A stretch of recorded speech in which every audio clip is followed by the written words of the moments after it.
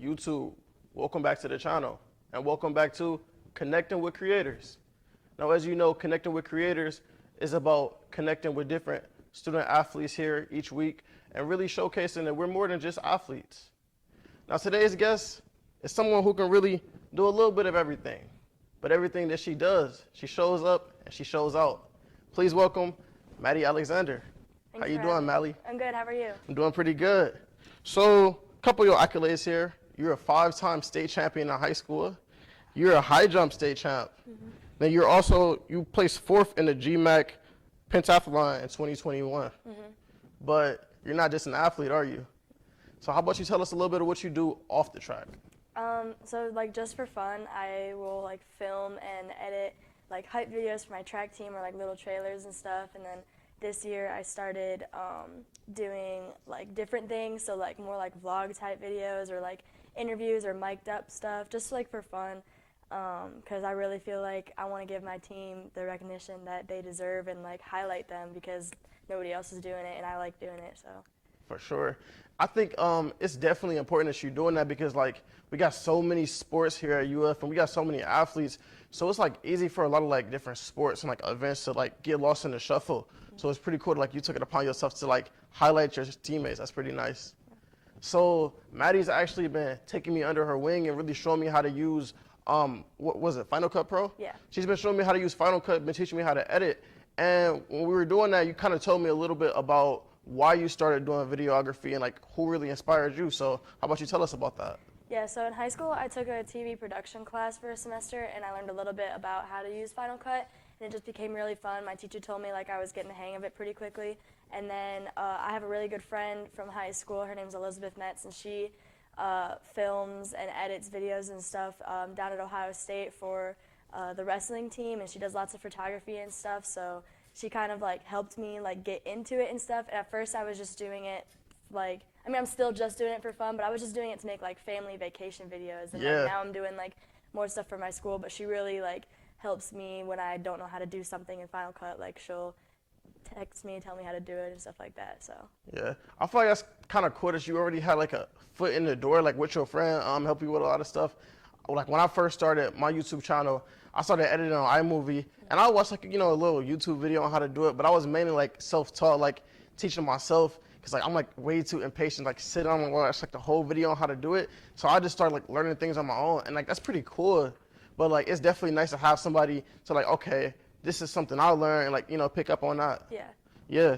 So how would you say the challenge is, because you go from performing and then that same day you're shooting videos for your other teammates. So how challenging is it to really lock in and focus and prepare for competing while you're also preparing to do your videography work? Yeah, it gets really tough. It's getting harder and harder for me to be able to do it, especially during the outdoor season, because I have to put track first because this is just a hobby on the side. Yeah. So, I can only do it at meets where I'm doing limited events, just so that I can, actually make sure that I'm focused on my sport first and then filming in my free time. Sometimes I don't have a lot of free time at track meets. But yeah, in the preseason I have lots of time where I can come to other groups, practices and stuff and film them and stuff. The part that kind of sucks is I usually am not in the videos because I'm usually behind the camera, but it's all right because I'm a part of the track team and I'm filming the track team. So if my team as a whole is highlighted, then I feel it's fine. So I like doing it. Yeah, for sure. You really definitely hold it down in terms of doing everything to spotlight your teammates. That's kind of what I'm trying to do here with Connect with Creators, spotlighting different student athletes here. But you definitely do your thing when it comes to that. I would say teach your boy how to do the videography. I could get you and then everything would be cool. But I definitely think your background, we talked, you did gymnastics a lot as a kid, and then you compete in the heptathlon, pentathlon. So you used to doing a lot of different events. So you really groomed into doing a lot of different things at once. So I feel that's something that probably help you out a little bit, huh? Yeah, it definitely helps with my multitasking and stuff, and I have no issue going to a different practice in a day to film because I usually do have longer practices or 2 different practices in a day depending on what events we're doing. But yeah, I've been able to multitask pretty well because I'm doing everything all at the same time. Okay. You kind of mentioned a little earlier that like it started off as just a hobby. So would you say like now where you're at now with it, because you've been doing it for how many years now? Since my senior year of high school, so like About two, 3 2, years. 3 years. Yeah. So like at this point where you're at right now, would you say you consider it like just a hobby, or do you think you want to do more with it?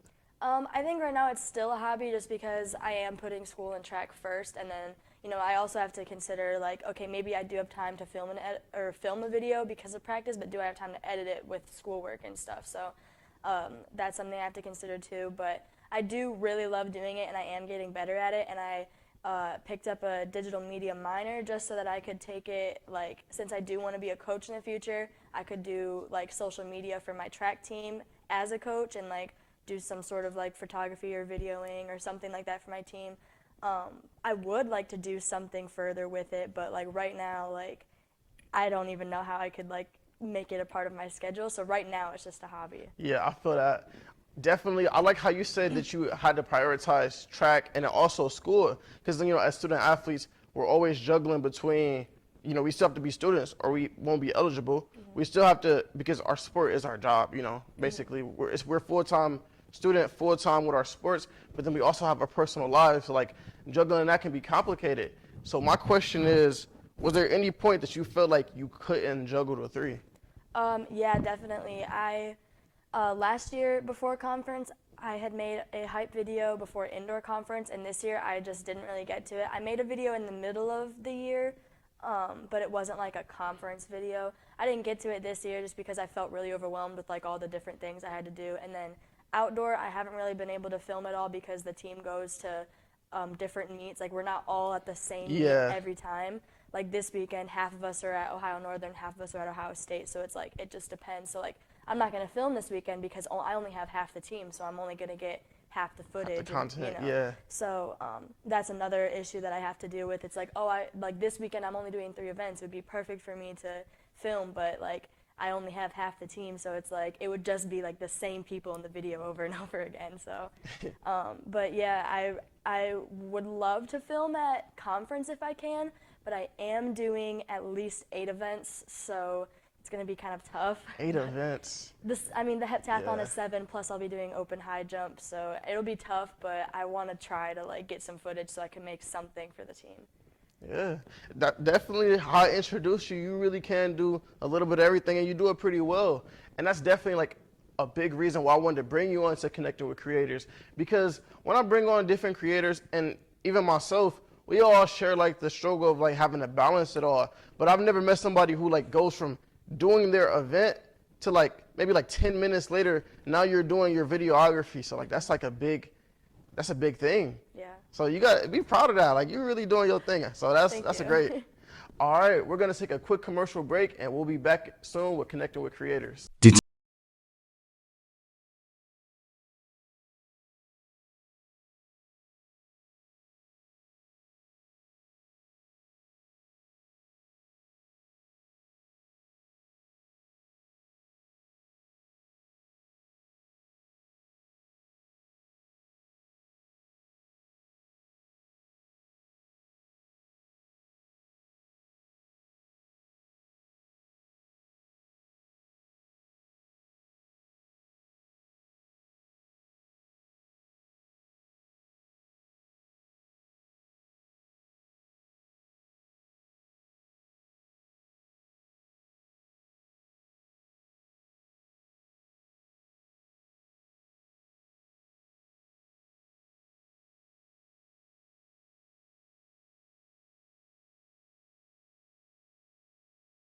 Welcome back to Connecting with Creators with Maddie Alexander. We've been having a pretty good episode so far. We definitely had a very great conversation, but we had a pretty good conversation the other day, right? We found out something that we both have in common. We both like Marvel movies. Mm-hmm. So we're gonna bring Maddie's top 5 of her favorite oh my gosh. See, I seen Jeremiah, you messed me up. We're gonna bring Maddie's top 5 favorite Marvel characters. All right, can we get her number 5 on the board? Your number 5 favorite all-time Marvel character is Loki. Why? Okay, I feel like there's a lot of pressure on this list, and I made it like off the top of my head. If I had time to like sit down, I probably would have. It'd probably be similar, but I really like Loki. I feel like he's got a lot of character, and like he's not like a true bad guy. Like he's got a good heart. So Okay. like I feel like he's a good guy, but just with like a I don't know. He got a little edge. He got a little edge. Right, yeah, that's what I'm looking for. I say honestly, from like all like the Marvel characters, he probably has like one of the best character developments. I agree. From beginning to finish. Have you watched his show Loki? Yeah. I've watched like the first 2 episodes. I still have to finish it, but it looks pretty good. Like he has some pretty good character development. I liked oh man, well that movie came out like years ago, so I can spoil it. It doesn't even matter. Endgame, man, I was actually sad to see him go. Yeah. I was like, wow. His movie is like his series is like what made me like him. I was like, okay, like I like this guy. All right, let's see what you got for number 4. All right, so for number 4, she has Zuri. If you don't know, Zuri is the sister of King T'Challa, aka the Black Panther. Why did you choose Zuri as your number 4? She's like so like authentic. Like she's just so dope. Like I love her. I really hope that in the next Black Panther movie that she becomes the next Black Panther. I've heard like rumors about that. I think that would be so cool. She's just so funny, and like I love how like she creates all the technology like for her brother and stuff, and he's just like so oblivious to how it works. He just trusts her. Like she's just so smart. She's so funny. She's so cool. I love her. Yeah, she's definitely smart. I feel like if you like Tony Stark, you have to like her because she has like a lot of similar qualities. She's very young to be doing what she's doing. She's very intelligent, and like you said, she's funny. Like she got it all. So it's definitely, I feel like she got a character a lot of people can relate to. I think it'd be cool to see Tony Stark and Zuri working together, like to like do something in one of the movies or whatever. But obviously, we don't have Tony Stark anymore. But. I mean, we got the multiverse. You never know what can happen with the multiverse now, right? So hopefully, we get a little crossover. I'm excited for Black Panther too. Yeah. They definitely gotta bring it to pay service to Chadwick Boseman. Right. So we're gonna see what it's in store for whenever that movie comes out, but that's definitely gonna be great. Yeah. Can we get number 3 on the board? Let's get into your top 3. So you got Scarlet Witch. She's very powerful, but why did you choose her to be your number 3 favorite character? I would argue that she is like one of the most powerful superheroes in the Marvel universe. People would say like either her or Captain Marvel. And I feel like she's definitely one of like up there, like one of the most powerful. I don't know. I think she's just dope too. The fact that she was able to create an entire like city and like create like her world, an entire reality out of nowhere. Whole reality just to fit like her and like her needs, just because she was like dealing with the loss and or like just everything that had happened and stuff. Like she's just so powerful. But she's like, I feel like in WandaVision you could really see like her like human side, like her like emotions and stuff. Like she just wanted to have a happy family. That's all she wanted and stuff. Yeah. So. And honestly, this is a little bit of a hot take, but when I seen her in Avengers Endgame when she came back and she was putting hands on Thanos, I think she might have had a chance to take him one-on-one. It's a hot take. No, I agree. But she had that rage. She might have had a chance. So I think we know who you need to go as for Halloween next year. That's definitely that might be the move. Her Halloween costume. Yeah. From WandaVision, like not like her actual costume, but like the Halloween costume. I want to dress up as that. Okay. And before we get to number 2, you kind of reminded me something when you first started answering this question. Please explain to the audience, what's your beef with Captain Marvel? Okay. You don't like her, huh? It's not that I don't like her, but I feel like she's just got like this cocky attitude to her. Like when she just showed up in Endgame and like just like saved everyone. Like first of all, where have you been? What are you doing? She's like, oh, I've been in space. Like okay.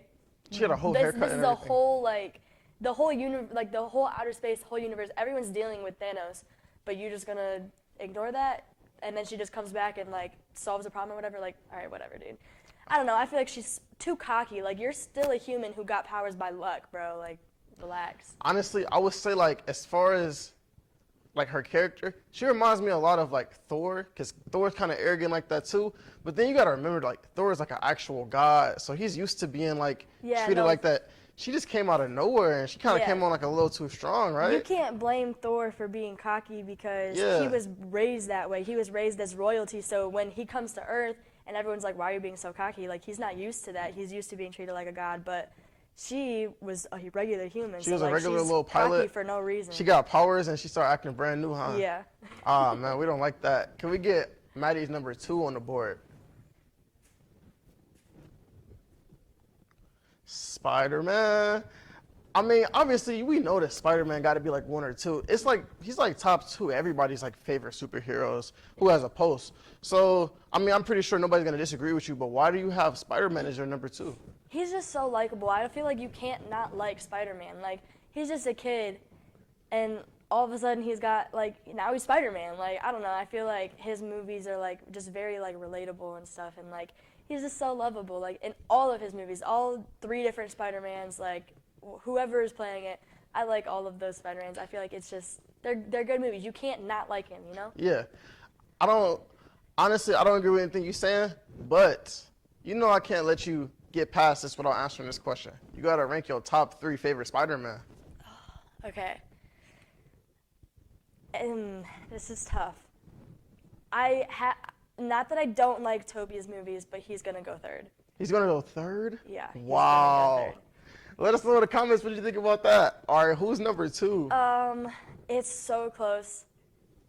It's so close, but I feel like I have to put Andrew 2nd and Tom 1st, only because the Tom movies just kind of wrap into the whole Marvel universe a little bit better, and then they had to, in Far From Home, they had to kind of wrap in the other movies to incorporate it into the whole universe just a little, like a little bit, you know what I'm saying? But like, they're all good. I feel like that's just how I would rank it, but it would be like, they're all so close. Yeah, I feel like nobody can really debate the, like, you know, Tom, he's number 1. Mm-hmm. He got to be number 1 just because like, he brought all of them together. Right. And like, they really he's the first Spider-Man to cross into the MCU, and they really brought everything together. He really had the most complete Spider-Man. I feel like Tobey's a close second. I feel like he's only a close second because, like, nostalgia. Let's be real. Like, people around our age, people around our age, Tobey Maguire was the OG. He was the original Spider-Man. So he's up there. But I feel like people act like Andrew Garfield was a bad Spider-Man. Like, he wasn't a bad Spider-Man. No, he was just the 3rd best, you know? I think out of all of them, he might be the best actor, but I think Tom's movies are like they're better, so that's why Tom goes 1st. But Andrew's a better actor, and Tobey's just, I get the nostalgia part, but it's like it's not doing enough for me to beat any of them, you know? I feel it. All right, you ready? We got to get number 1 on the board. We got Iron Man. Yo, number 1, explain. You just can't go wrong with him. I know he's a bit cocky. I know he's, you know, kind of rude and stuff in the movies, but like that's just who he is, and I feel like he kind of makes Marvel movies for the most part. Like the fact that he died in Endgame, that was a lot. But yeah, his like I feel like he's one of the best because like the fact that like he doesn't have any actual superpowers, but he is literally a genius. He built himself the original Iron Man in a cave out of nothing. Yes. Thank like you for scraps. saying that. Like none of the other Avengers are doing that. Nobody else could possibly. The only one Facts. that could is Zuri. Yeah. And honestly, I'm glad you said that. That was actually my argument when I was debating with Jeremiah on Kage Level TV about who was better between Iron Man and Captain America. Like you said, Iron Man got captured by terrorists, was in a cave, didn't have access to any resources but like scrap metal, built himself an entire suit, fought out of a cave, and like got himself rescued. Mm-hmm. And then from there, let's be real, everything that Iron Man does, he does it the best. So character development.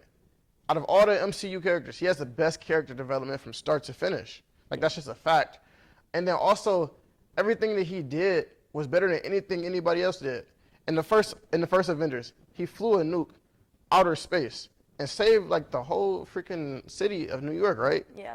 And then the snap. Like, who else is doing that? I didn't see Captain America doing that. Yeah. I feel like his nobody else, I feel like his arrogance is, like, compared to Captain Marvel's or whatever, because like Captain Marvel, like she don't really care. She's arrogant and she's just there because she's like, oh, you guys really can't do this yourself, whatever.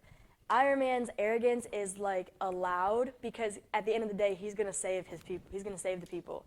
Like he might be, you know, a bit arrogant or cocky or whatever about how smart he is and like, wow, none of you can figure this out, but like he's still saving the people, you know, like Yeah. he's doing the good thing. I feel like he definitely he puts like the responsibility on his back, which I like.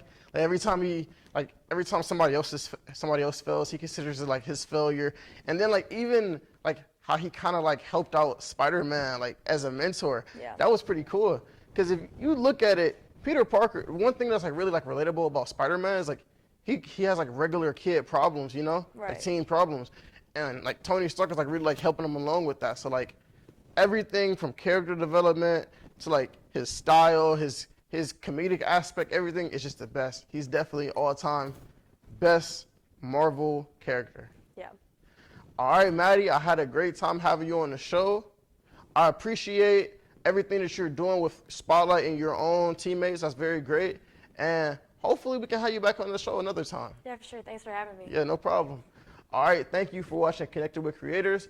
Be sure to like the video, leave a comment, and subscribe to the channel if you're new. And come back next week for the next episode of Connecting with Creators. And remember, always get 1% better every single day.